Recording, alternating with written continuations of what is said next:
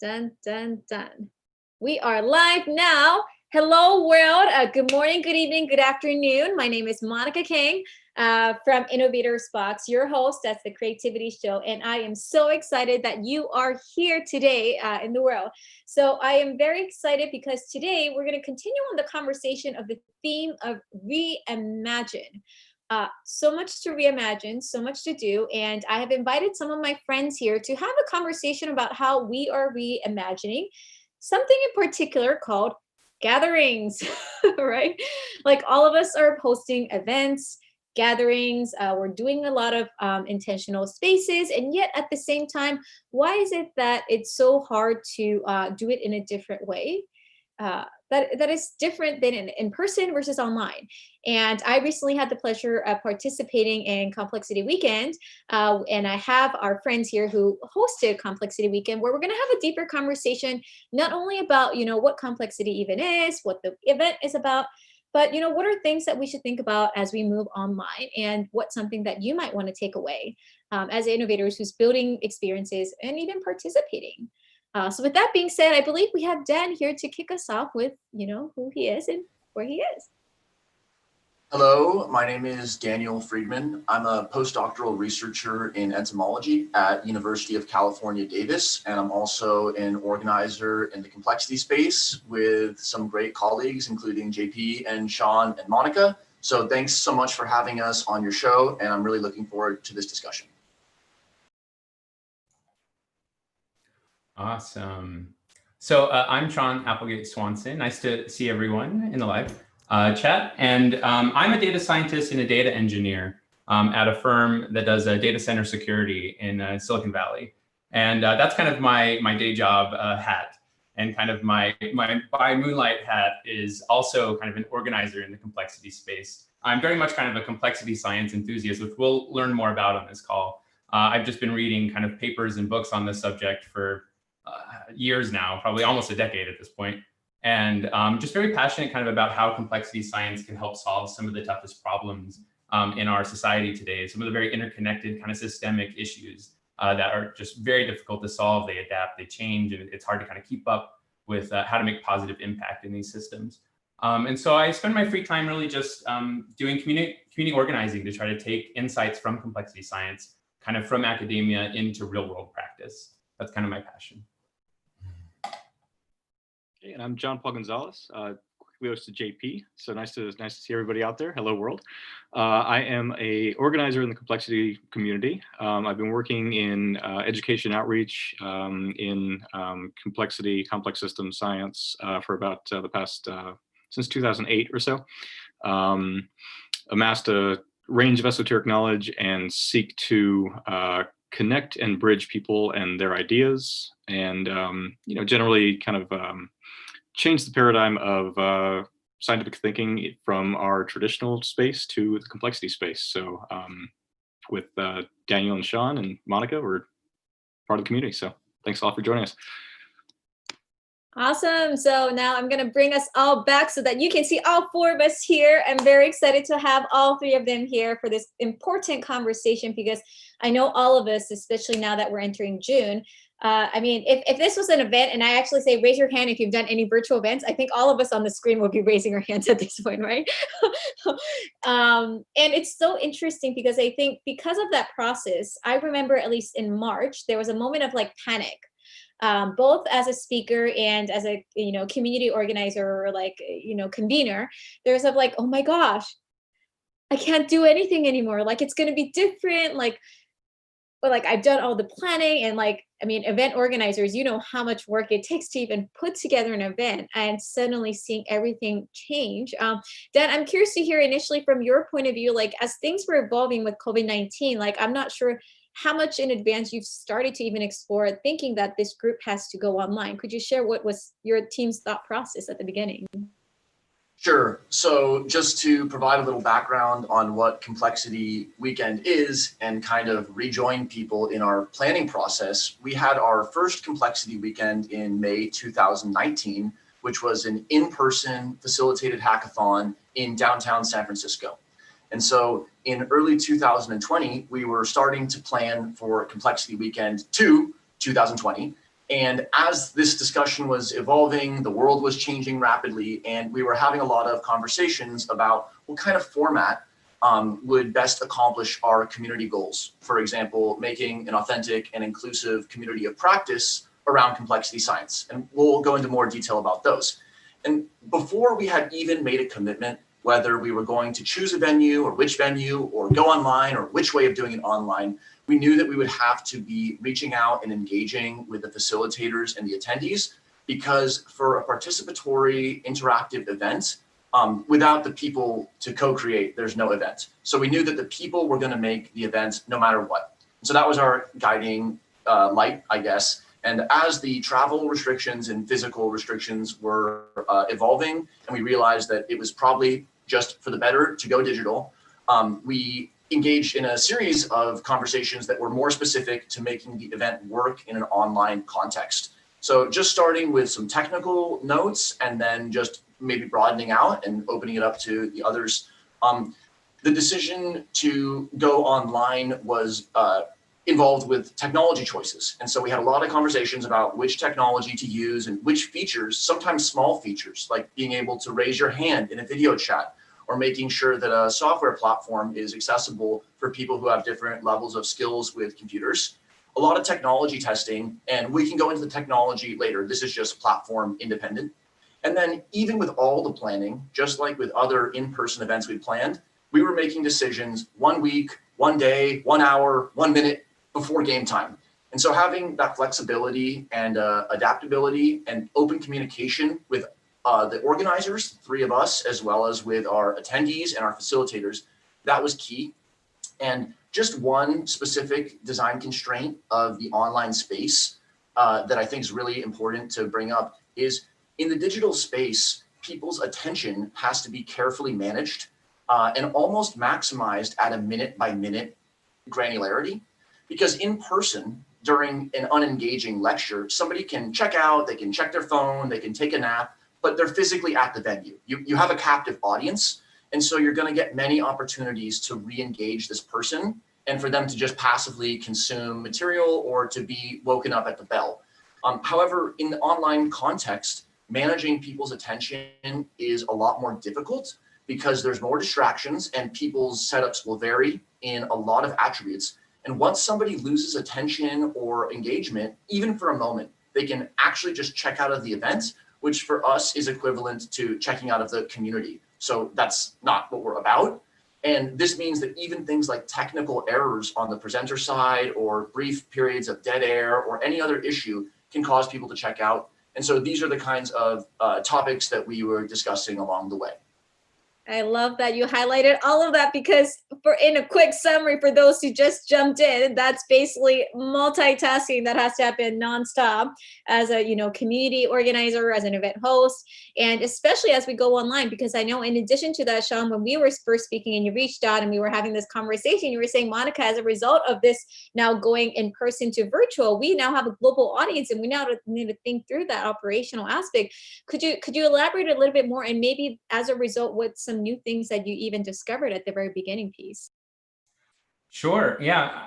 I think everything that Dan was saying kind of about the attention being the key is really, it's foundational. Like it made us restructure the entire event. And one thing I really wanted to kind of highlight along those lines is we actually focused the entire event around a central program that really, so everyone knew a single source of truth, exactly where to look at any moment as to what live stream they're supposed to be in, what engagement activity they're supposed to be a part of at that moment, or how they can go back and catch up. And with that kind of single source of truth, people weren't getting lost. That's kind of the worry about an all online event, is that if the information is too fragmented, then people will be confused, right? They'll be like, I don't know, was I supposed to be here at this time or there? And that can lead to the frustrations that get people, like Dan was saying, to kind of check out of the community and say, you know what, I don't know where I'm at right now. I'm not comfortable. I'm out. Right. And so that was kind of a key aspect. And especially to your point, Monica, that it ended up being a very global community, especially with the theme being kind of COVID related, problems that we're all working on. That's a global issue. And so we ended up getting a lot of interest globally, but that presented kind of new challenges that we had to kind of address on the fly. For instance, half the world went to sleep when the event was mostly scheduled in Pacific time. So we kind of had this interesting dynamic of people God love them, willing to stay up late and kind of participate. But then also that kind of messed with the dynamic of team formation, which is really what this event was all about, because most of the team formation activities that were kind of on the schedule were taking place on one side of the globe, and it was a bit exclusive to the other side of the globe. So we kind of had to adapt on the fly to say, let's keep the team formation process open, through the next day that we weren't necessarily planning out the gate, but because we observed these interactions and that the audience kind of shaped up to be what it was. So that's kind of a couple of points, I guess, that were interesting and what we learned kind of on the fly. JP, maybe you got something to add? Yeah.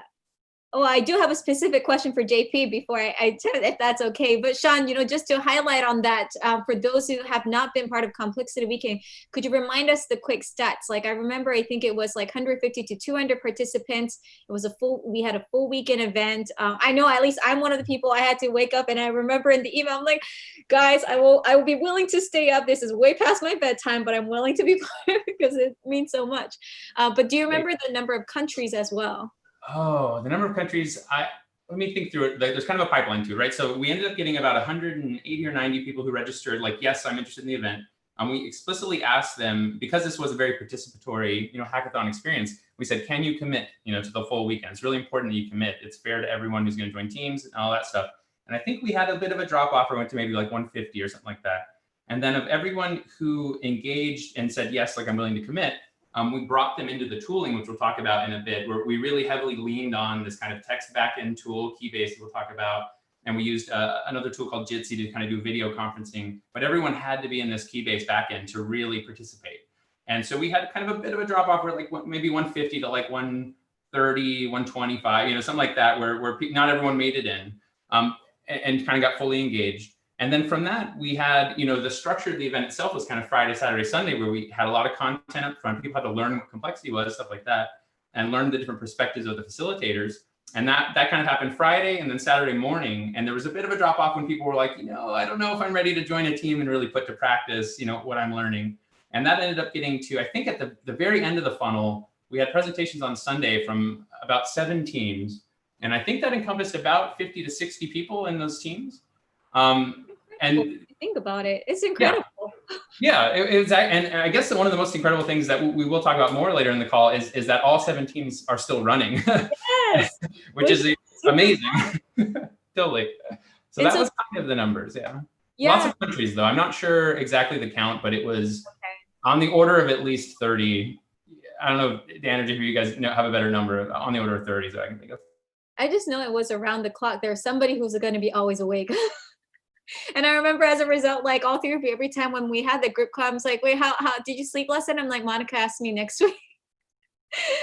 Which ties me, JP, to another question that I have for you is, thinking about all of this, one of the things that I really appreciated in the approach that all 3 of you worked together and how you were collaborating, but most importantly, actually walking your own talk about, hey, because this is what complexity actually is, this is how we are approaching the way we build this whole experience in this program and how the experience has become. But would love if you can elaborate a little bit more, as a result, what are some decisions because of complexity that you were able to make as a team together, and like how that influenced and shaped the experience, especially for people who don't know what is even complexity? Well, thanks for the question, Monica. That is the question, I think. And complexity is a really nice umbrella term. It's kind of like, I almost describe it like English, where English has evolved over time and kind of incorporates all the good nuances and ways of expression for of different languages into itself. So the space of complexity itself evolves, but it roughly deals with self-organization, emergent systems. It incorporates network theory, so looking at how things are connected, how independent parts are connected and interact, how those parts operate together to create emergent behavior, and also how those things evolve over time.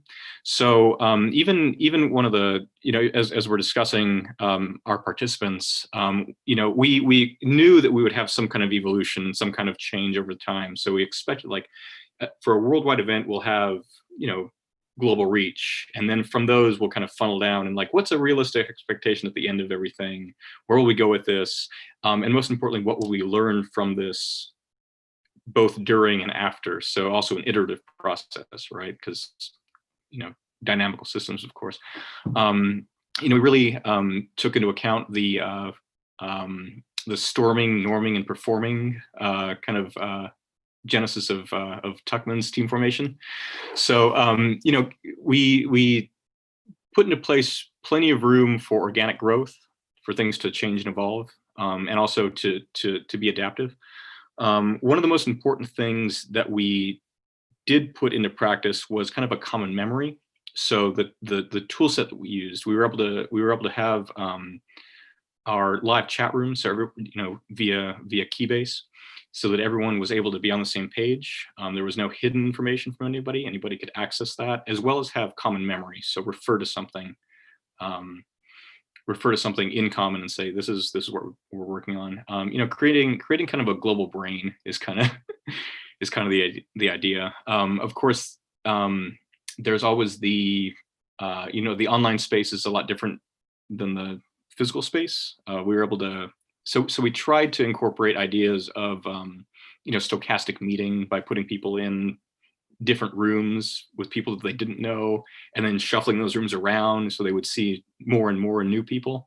Just kind of spark cross collaboration and ideas, because one of the core tenets of complexity is it's kind of like a dogged search for solutions, no matter what what your tools are. It's cross-disciplinary, it's transdisciplinary, it's multidisciplinary. So we use all those words. And really, it's about finding things that work. I'm a fan of, achieving complexity through simplicity. Once you kind of see through all the noise, you kind of get to the core processes of how things are put together, and that's the goal. So, it's creating a healthy workspace, I think, as tenets of applied complexity go. So. And that aligns to what Shaun was just speaking about, the single source of truth. I mean, I think now I keep saying that in every other event that I keep doing and bringing that back as an example. Dan, did you want to add something to that? Yeah, just 2 notes on what JP said. So first, about making an event structure that would be flexible to deal with a lot of people or a few, because we didn't know what the conversion rate was going to be. We didn't know if it was going to be 100% or over 100 somehow, or if it was going to be low. And what we came to was, okay, we know that the teams that we want to form are going to be in like the 4 to 10 person range. So if there's only 4 people, it's going to be fine. Then it's going to be all facilitators helping this team if it happens that way. But if there's 500 people and we have to make many teams, we can just break it out that way. And so we kind of reversed engineered from the experience of a facilitator, from the experience of an attendee. And so that helped us have a structure that would be flexible to the exact number. And then as we kind of drove closer and closer, we were able to adapt and turn the car, so to speak. And then just the last point was, JP, the search for solutions.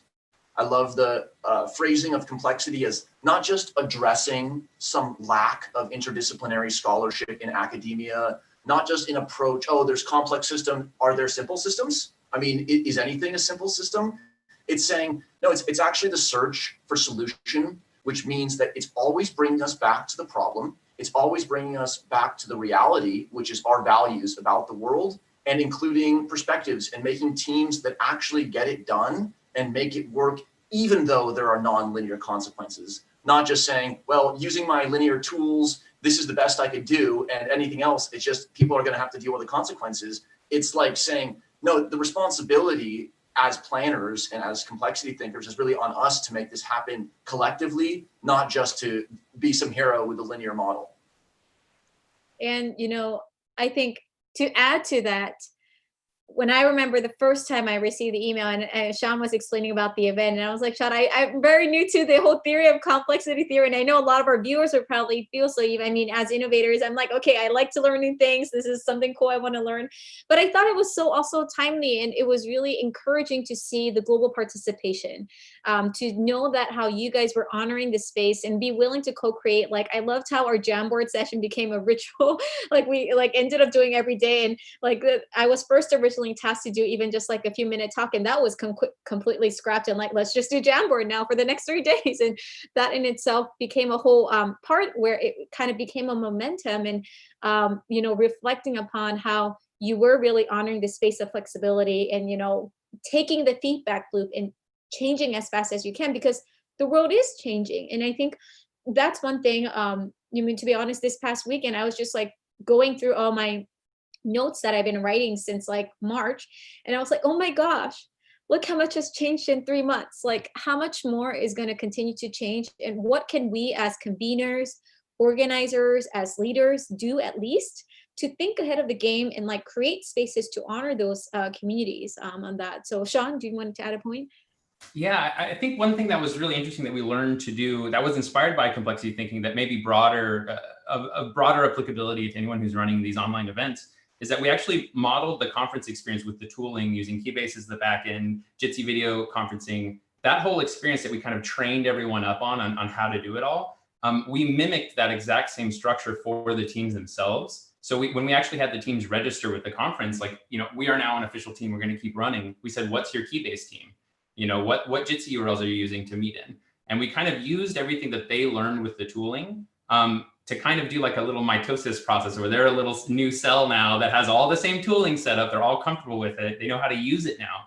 And that same kind of emergent process that the whole conference went through, each team can very easily kind of replicate.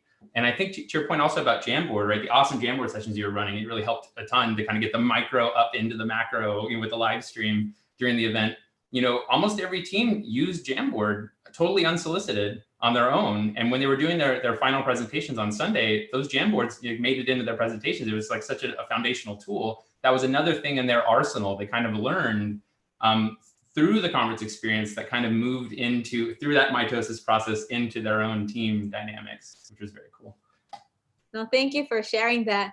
To tie it in, because we've been already going back into some of the nitty gritty, for those who are tuning in, please make sure if you have questions, leave it in the chat and let me know.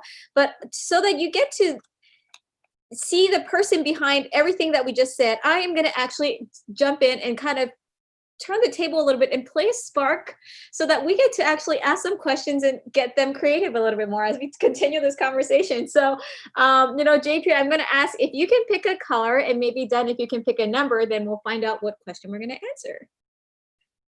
What color would you like to pick? Yellow, blue, or orange? Blue. Okay. And then Dan, do you have a number for us? 2. 2. Okay. And Shaun is going to be the first person who's going to answer this question, which is, if you could meet any hero from history, who would you meet and what question would you ask? Oh, so this is my own personal hero. I got into complexity through statistical physics and kind of statistical mechanics and, understanding the motion of atoms and how the emergence occurs up to our scale from that kind of chaotic dynamic. And my personal hero is Ludwig Boltzmann. Right, he was like a scientist in Austria, and he was really, really ahead of his time in terms of the atomic theory. A bit of a sad story though, because no one in his time really believed him. And actually, at the time, Mach number, like he was actually kind of one of his biggest rivals in science. He just brutally, criticized his theories, and Boltzmann actually ended up sadly, committing suicide because he actually didn't. He felt like he couldn't express, his beliefs enough for people to kind of latch onto them. And it took all the way till Einstein really wrote some papers about Brownian motion and stuff that atomic theory really stuck. And so I would want to go back. One question I guess would be, how did he gain these insights? But then maybe more than a question would be like a hug or like, you've inspired so many people downstream that I wish you could just feel that, So that's, I guess, mine. Love that. Thank you for sharing that. JP, what will be your answer to this question? You could meet any hero from history. Who would you meet and what question would you ask? Thanks for the minute to think about it as well. I would like to talk with Robert Oppenheimer. He's one of the, a real Promethean figure in my eyes, who worked on a project. Yeah, I'm from New Mexico, so I'm a little biased, number one. But working on the Manhattan Project and being the lead for that, knowing what he would do would change the world, in a fundamental way. And and then having the world kind of shift under his feet, and in a very Promethean way, to have society run with, we'll say, his invention at the end of the day, if he's given credit as the guy, and then to have society shift on his feet and kind of run away with the fire he discovered, and just ask him, what he would think about the state of the world, what he would think about, the future of humanity. Also give him a hug, because he was, persecuted at the later half of his life. Just a fascinating individual, both societal and scientific contributions. I feel that especially with this COVID time, this extra hug is going to be meaningful with all these historical heroes. Dan, would love to hear your thoughts. Who's your hero that you want to talk to, and what's the question? I have lots of questions for historical figures. I think the hero who I'd like to engage in a digital or physical conversation would be Buckminster Fuller. He was a total thinker. He really thought thoroughly. He would have been at home in our conference and beyond. And he had so many thoughts that were ahead of his time, saying, hey, maybe if the television were two-way, maybe people would engage in this just tremendous network of peer-to-peer education. And we wouldn't need to spend professors' time giving the same lecture, because there would be the best lecture and everybody would just watch this lecture. And if people could just see the rate of population change on the earth, or if they could see environmental damage, they would change their behavior. So he really, despite knowing more than he probably let on, had the highest aim for humanity. And I think 2020 would surprise him, but I know that he would be right there making it happen and making teams that solve problems for people still, just like he did when he was alive. Thank you for sharing that. And I love, in a way, that you kind of all tied into kind of the key values of why, in fact, you do what you all do, which is, that's part of the reason why I know you all were very intentional about how this communication was done, how your team collaboration was done. I mean, it's clearly reflective in how you feel connected and how you work together. I feel like there's like a big group hug that's going to be happening in person. One thing that I want to kind of follow up based on what you shared, even just this hero question and everything that we just spoke about, is, how important the details become to create a safe space. And, I think, the word complexity feels complex because the word complexity is there, and it could feel very overwhelming very fast. And, to have decided to bring that online, to know that as a team, you guys were also working virtually. You have no idea what participants are going through. We don't, like, a lot of them might be listening to this and like, oh, I don't know those three figures. Now I want to look it up and learn more. But, the commonality that you've all highlighted is that when we're in the midst of it, we don't know what that symbolically means. And I think part of me already know that, like, whether it's this conversation that we're doing now, somebody hopefully would watch and be inspired, and we have no idea what that effect could be. But also somebody might have attended your event or any other event, and we have no idea what that ripple effect could be. But at least as a convener, again, as a community host, what's something that we can do more intentionally? And so kind of based on that, I'm curious, if any of you would like to add a little thought, and as a result, what you decided to do and what you hope that maybe other community organizers do, maybe especially in STEM and science, where it's so used to in person as well. Anyone would like to? Yes, JP, please. Yeah. You want to take that one? Yeah, I'll be happy to. I think one of the key parts of collaboration, especially in this day and age, is allowing people the space and the tools they need to collaborate. We're operating on, we had this conversation earlier about COVID-19, and it's a phenomena that is impacting the world across multiple spaces, across multiple timescales.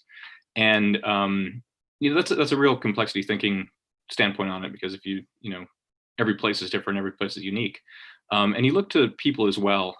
People are unique in the ways they prefer to communicate. There's a relevant XKCD out there. I wish I could bring it up, or I wish I should just keep that with me, because all the ways that people use to collaborate, use to connect, use to communicate. And it's giving people that flexibility with what they need. I mean, Shaun and Daniel are amazing at that with me, where I need, I'm there on time. I'm there right on time, and not the 5 minutes before that we have to prepare everything. But and it's that understanding, it's that flexibility with what a person's time is. Whether they need to be emailed, whether they need to be chatted at, whether you just have to call them up on the phone sometimes too. And that's a key for organizing spaces, a key for organizing teams, is really set the substrate. Complexity weekend is why you're here and why we're together. But within that, trust people to communicate and trust people to organize as they will. Have your standard and have your team. A team is a team. Have your identity there, but don't enforce from the top what the team will become. And that ties to, I love the point about the community guidelines, but making sure that it's giving enough space to roam and be free and be liberated at the same time. Daniel, yes, please. Yeah, to add 2 thoughts to what GP said. So one of these thoughts is about online events and teamwork in general, and the other one is more about complexity science. So to the first point about online events, we kind of had 2 memes or 2 short phrases that we said a lot. And the first one is, everyone has a place and a team for them where they're going to be valued and they're going to be a real member whose perspective is brought up. So everyone has a place and it's on a team. And then the second meme is, we will help every team succeed through the weekend and beyond. However it needs to happen, whoever you need to be connected with, or whatever guidance we can provide or not. If you don't want mentorship, you can just, you can do your own work.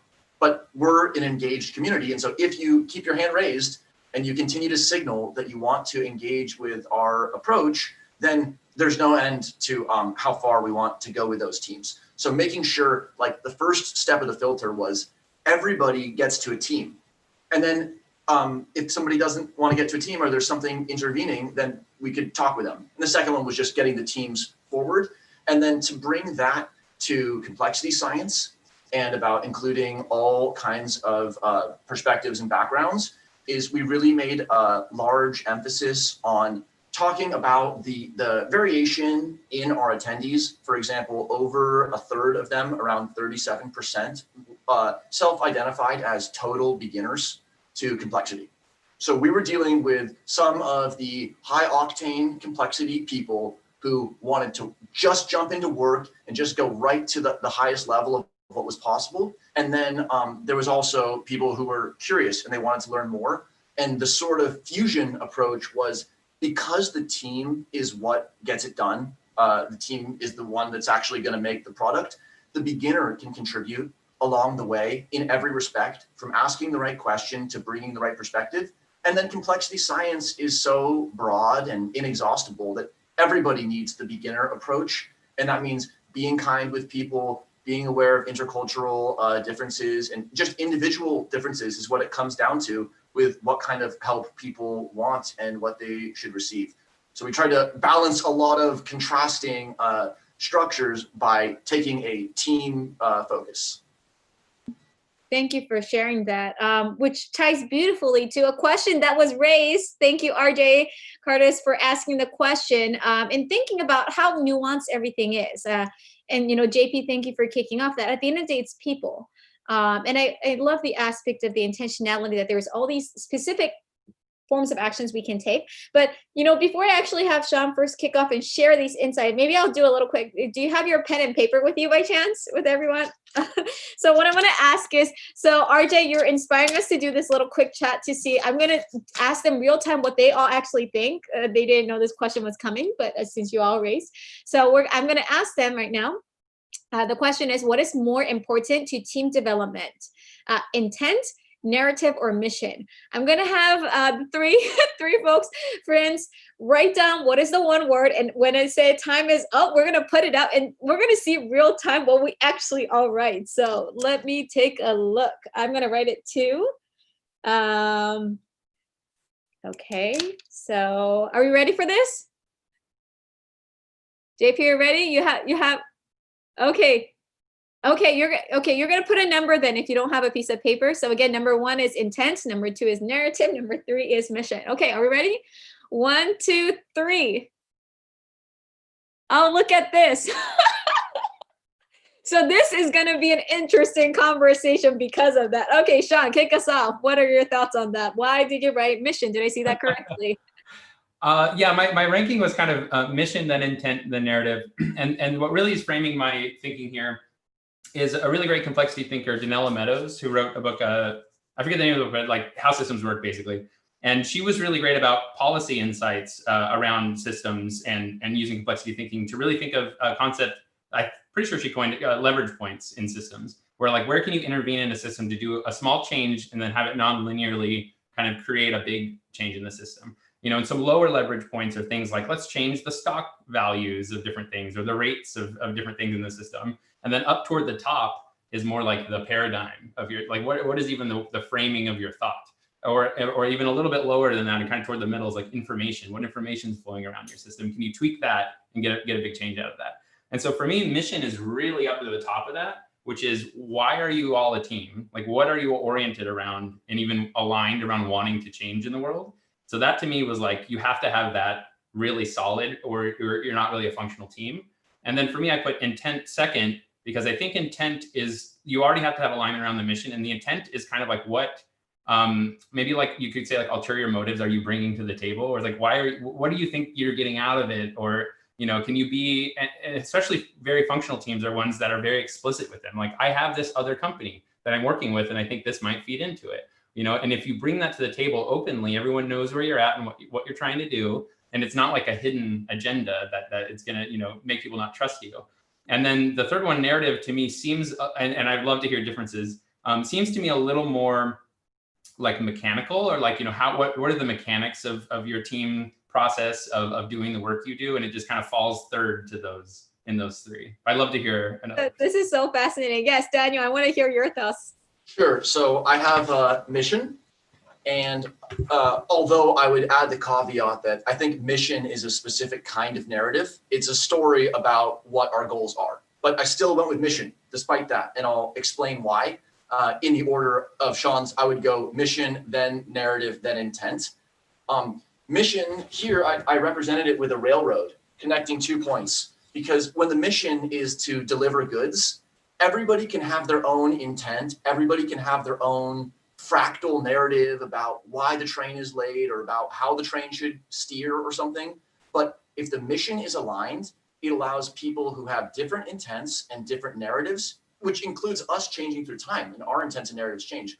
The mission is what allows an external standard, potentially even a written one, that lets us evaluate our action. And so if there's a focus on intent, it can lead to, I mean, the road to somewhere is paved with well intentions. I've heard that. So it doesn't matter how well your intent is if the impact is negative. And then narrative is fluid. And when people focus on the optics, on what the narrative looks like, and all of a sudden, even when that's wrapped up with the highest mission and the highest intent, that also can go sour. And so, especially for teams with diverse members and with a rotating composition, having a strong mission and a way to evaluate that's fair is just essential. And this aligns with, you know, very much, I think when team development happens, we talk about the North Star and having a clear why, right? Like, I think that's where the mission statement is. But intriguingly, I wrote intent, and I know I'm not the only one. JP, if you raise your hand with number one, is that intent? Okay, tell me more. What was your thoughts? That is, I think I couched the question under the umbrella of complexity again. And for me, when we're coming at things with multiple and diverse backgrounds, as we do in complexity teams, or it's kind of like democracy almost. You have to come at the table with the correct intentions. One can't come at things with a, you know, some kind of ulterior motive or some kind of like, you know, and the understanding of like a give and take relationship, and that the people you're working with are not full experts in everything that you know, nor are you an expert in everything they know. So it's important to come at things with some degree of humility or humbleness, to understand that we're all making our best efforts and attempts. And I think as long as that intention is understood, kind of that groundwork and those rules at the bottom are established, then it's kind of like, you know, the whatever the mission you're aiming towards, whatever the, you know, all three things are like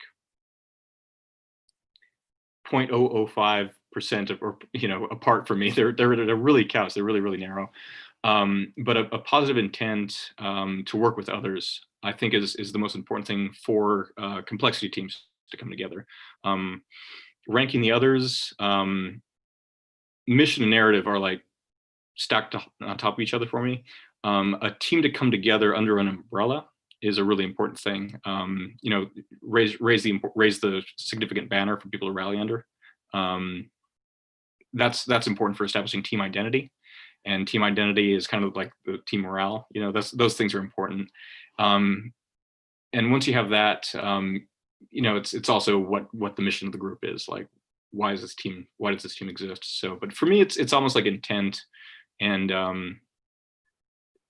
realizing, you know, the human space is I personally rank it the most important.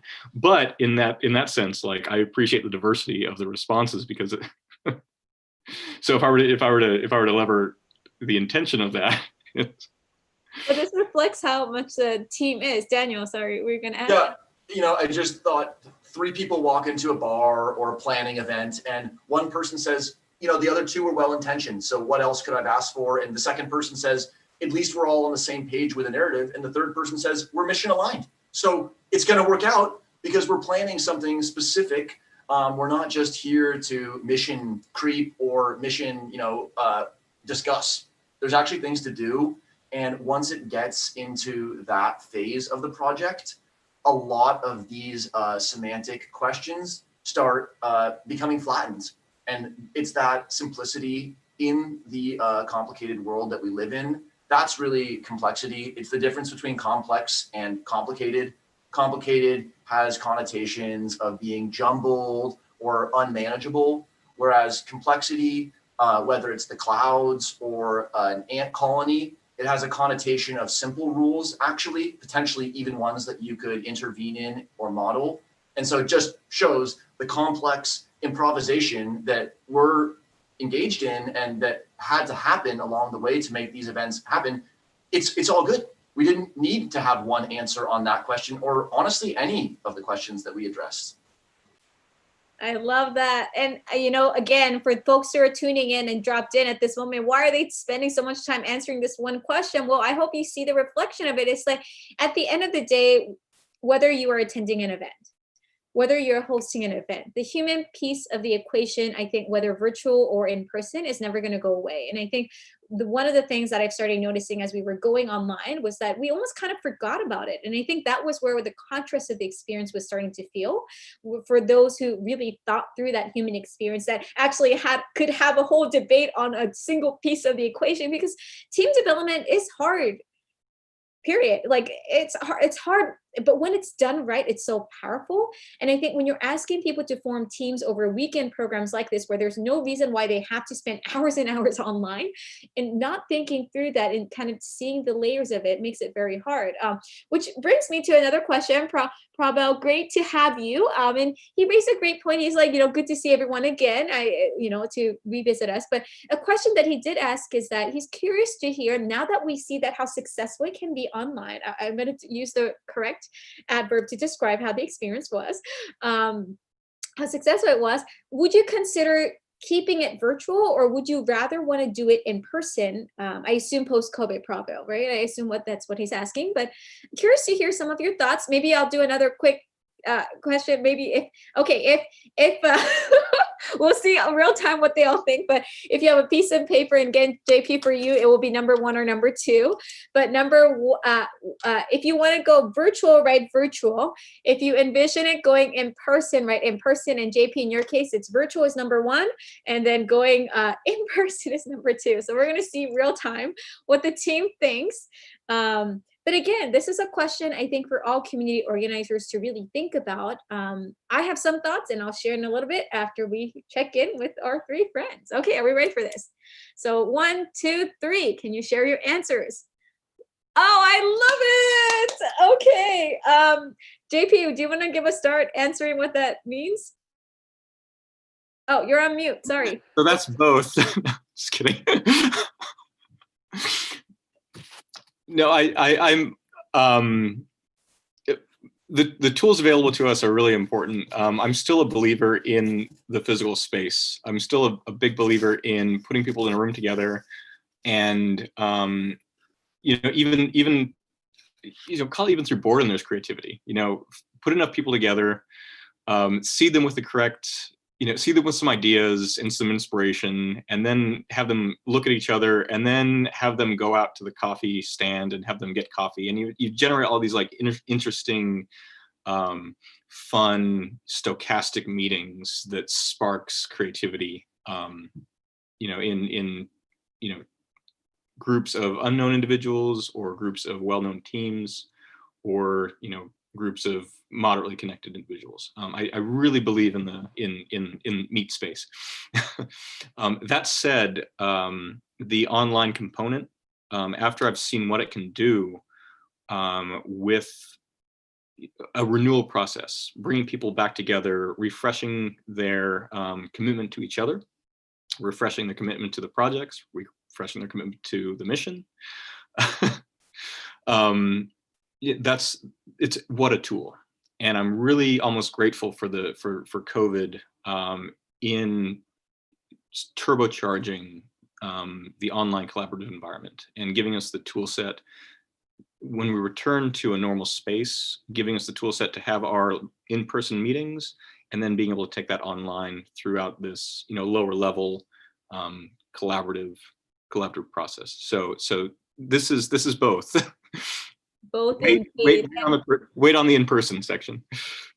I know. And, that was exactly my train of thoughts, even for a lot of my events, and probably I was doing a shout out and saying like, JP, we miss your here sign, which I thought was a small, and another example, I think, yeah, exactly. Shaun has it for us, which I thought was another small, powerful way to demonstrate that we often feel like, oh, the only way that you can show engagement or agreement is that you have to use the tools, but like actually using paper prompts, even the ones that I just did, or like, the Jamboard, like all of this, there's so much that we can use. And I do agree, it's been a powerful opportunity.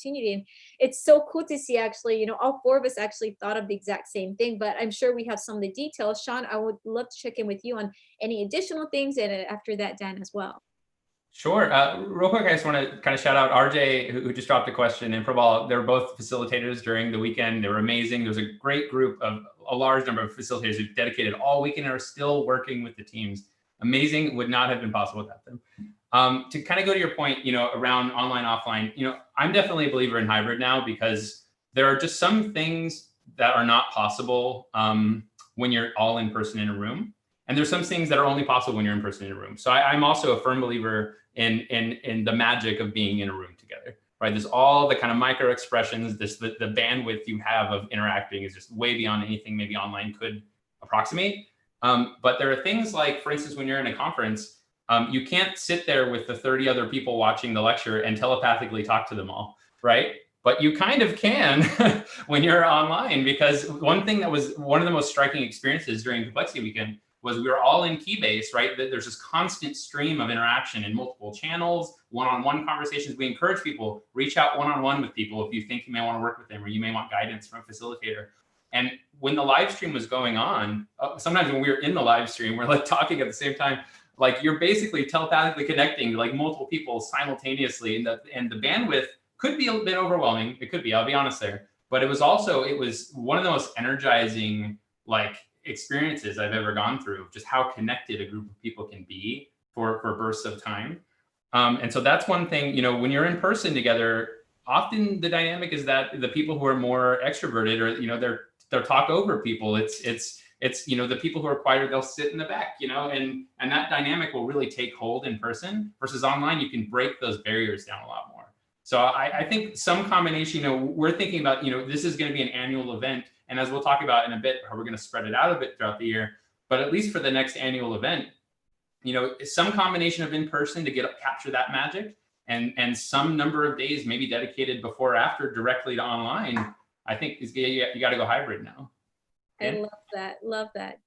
Because, two other things before I pass it to Dan, to add to that, even in myself, one of the things I've been wanting to do for a long time is just growing my global innovators community. And I thought, that's something that I need to make more money to do that. But because of COVID and we're all stuck here, I'm like, you know what? I should make it accessible as well. So I've started doing these global meetups. I know Dan was able to join. I had at least like folks waking up at 4 or 5 a.m. to just, show up and, be part of this hour conversation. And it made me really be inspired to know that there is an opportunity, as long as, again, the intention, the mission, and all of those details are aligned and we bring it together in a thoughtful way, it will be powerful. And I can't imagine how much now more exciting it will continue to be to build on that. And Dan, before you speak, one thing I do want to shout out, Dan, on your point of view is like, I was amazed by your multitasking and managing through all of this. So I am curious to hear your hybrid thoughts. Thank you. So as to the 1.5 hybrid, there's the specific future for a complexity weekend, which we'll mention otherwise, but just again, to broaden the discussion to other online events. If there's an in-person event, getting people to use the same messaging app or share files, it's often a barrier. People say we don't need to, or we don't need to record the lecture, it's happening right here.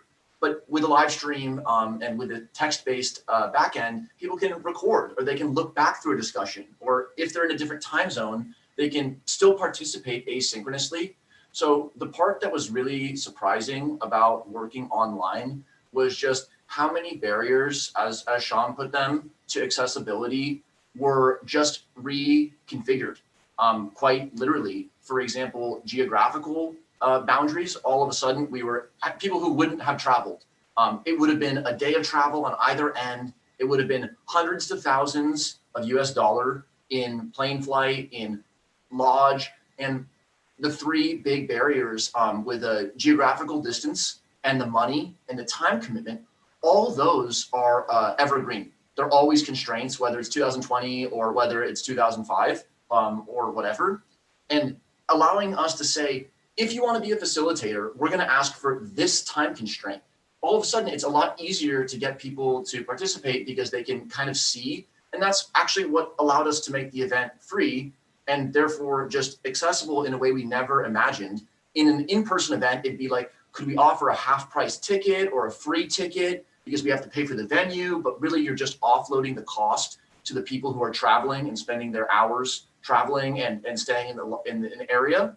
So just to be able to totally reimagine that space and use free tools that people can now spawn off template events, it's great. And that's what makes this fusion with digital world. And when we can and where we can meet, we will. And then when we won't, we're going to keep the rhythm alive because problem solving never stops and the community can't stop either. Absolutely. Absolutely. And, to echo that, I'm sure, I know you've already mentioned again at 1.5, some of these visions, but I know many of those who is watching and or learning this for the first time are probably wondering, okay, so when is in fact the next one? Like, what is the future of Complexity Weekend? We'd love to hear if would somebody able to highlight. Shaun, would you like to maybe share? Yes, please. Sure. Yeah. I think one thing that we've really learned through this experience is, people who committed to these teams are very interesting, diverse teams tackling problems that are some of the hardest problems you could try to tackle. And you're not going to really make significant progress over the weekend. You're not going to solve it over the weekend. You'll get started. You might find that mission. You might find some of the key things that will lock in place that keep you going. But really, keeping the teams going so that they can make progress over the weeks, months, years. Who knows? How long they want to continue working together. Really, what we learned is that we need to tailor to that. And so there is this annual event, that we're going to keep doing, this big annual high energy event. Everyone starts new, exciting things with people. They're being ambitious. They're going to, it's the peak of the energy of kind of our community's engagement, but you have to sustain it after. And what we're really focusing on now is how can we take this amazing network of facilitators who are still engaging, still down to help with team formation, with helping teams form products, whatever that may end up being. And how do you actually create what one of our facilitators, Jared, who's hoping to lead the first one, he called it a heartbeat, right? And it really is, if you think about kind of almost a superorganism metaphor, we need kind of, to JP's point of the renewal process, we need that monthly heartbeat, boop, boop, boop, boop, just pumping energy and blood, through the system so that people can stay engaged, get re-motivated to continue on. And we're working on what the format of those looks like, but we have committed to a monthly series right? And then there may be more spreading out from there, where, some other parallel event series could be every couple of weeks, whatever it ends up being, in focusing on something a particular subset needs, and just keeping that kind of annual schedule going, where you have this big event kicking things off, you create new cohorts and new kind of alumni that go through this experience together. And then you have this monthly beat that just kind of keeps them going. Break your problem down into smaller bits and keep working on it. And so that's kind of the high level of kind of where we're at. And for anyone who's kind of, listening to this and they're intrigued by complexity science, or they think they may want to participate in the next annual event, or even start a team now, as you can see in the description of the YouTube link, there's at complexweekend.public on Keybase. You can already join that now and start engaging with this community of practice. That really is our goal of building more than an event. It's a community of practice. And if you aren't yet ready to maybe take the plunge into Keybase, you can email us, team@complexityweekend.com. You can go to complexityweekend.com right now and just sign up for our mailing list. But the first step is just to engage. And then you will, I'm sure, find some hook that will make you want to keep engaging. Because you're working on the heartbeat on building through that. No, so great to, Prabal, thank you so much for joining us. He's saying that it's quite late over there at 12:30 a.m. So thank you for being able to tune in. In the last few minutes, I do want to think about, since, while there are many folks who's going to be super excited about Complexity Weekend, including myself, I'm excited to continue to see how it evolves. But there's a lot of other people who's like, oh my gosh, this is so helpful, and how I can continue to be a community builder and as an innovative person. I'm sure if there's at least one tip of advice that you can share as we wrap up, that would be hugely invaluable. So maybe I can start with Dan, Shaun, and JP. Sure. I think one generalizable tip from complexity science, and also invoking what Shaun said about engagement and community, I just keep in mind that there's many on-ramps. There's one community that we're talking about, which is this complexity network, basically. And there's a lot of on-ramps. Shaun entered through quantitative methods, statistical physics, and there's also people who entered from dance and improvisation, or from thinking about historical complexity and about the way that narratives are shaped. And so there's many doors, many on-ramps, and complexity is a specific community where we challenge ourselves to have all the disciplines, all of the backgrounds, beginner, expert. And so that forces the multiple on-ramp idea. But I think even in more tightly constrained areas, for example, when I'm in my capacity as an entomologist, there's also many on-ramps to entomology, but it's not the kind of thing that entomologists might think about unless they were faced with a much broader group of people to onboard. But once you're aware that every person, in a sense, is going to need their own on-ramp, that's where things like the peer-to-peer mentorship, the long-term community, those just become invaluable. Nice. Yeah. JP, why don't you go? Okay. So one of my favorite things about complexity is I like to think of it as the science of analogy. I really appreciate how Daniel was using on-ramp, because I was thinking river. So instead of going up onto the ramp, you're going down to the river. So Shaun mentioned we're a community of practice. It's people with an interest in complexity tend to see things from like a 30,000-foot view. And we're attempting to be the river for that. We're attempting, so if you have the interest, you can then go. The people who are there, like the specific people who are facilitating, might change, but it's always the same, key base, the same community you can refer to within the larger idea of Complexity Weekend. So many on-ramps or many ways to get down to the river. So Shaun? Yeah, I guess I kind of want to take this last moment to just reinforce something that was already said. When you're building a community, when you're running events, you have to kind of understand what you're really trying to do. Is that event really just trying to teach something in that one spike and that's it? That's totally fair and fine if that is the goal. But if your goal really is to build a community through the events, I really encourage you to do like a text backend to the conference, and not just that. I've gone through several events where they have a Slack space or whatever. You do it. Everyone says at the end of the event, "Okay, we're all gonna stay connected. This is great," and then it just dies, right? Because nobody does anything with it, and it just kind of fizzles out. or it becomes like a marketing platform for whoever, has a new message they want to send to that group. But, you can't just set up those spaces and let them go and assume they're going to carry. They need energy. They need to be re-injected with more energy, with some renewal process that we've been talking about. So design something that brings people back to some degree at whatever scale you're comfortable with in that space. And don't just assume having everyone in this text backend, it's going to continue going on without your influence as an organizer or your influence as a facilitator, or having that that energy to organize. It's necessary. You need the Frankenstein's lightning, to keep things animated. And to add to that, the piece of advice I would also add is that, yes, and to all three, to be able to think about this more thoughtfully as the host, in addition to your love of wanting to give, because I do believe that most community organizers and innovators, their intention is in the good heart. Like we are doing all of this because we want to help people, we want to bring people in a good way, but sometimes we don't know how to do after that Slack engagement. We don't, or that Discord or Keybase, because we don't know what to do with it, or that we didn't think through. And so, or we realized we had a big vision, but we kind of don't have the energy to actually honor in the perfectionist way that we wanted to. So the advice that I would also share is that while you're navigating all of this and rewatch all of this is why we record this conversation on YouTube and you can watch it, find the approach that works for you.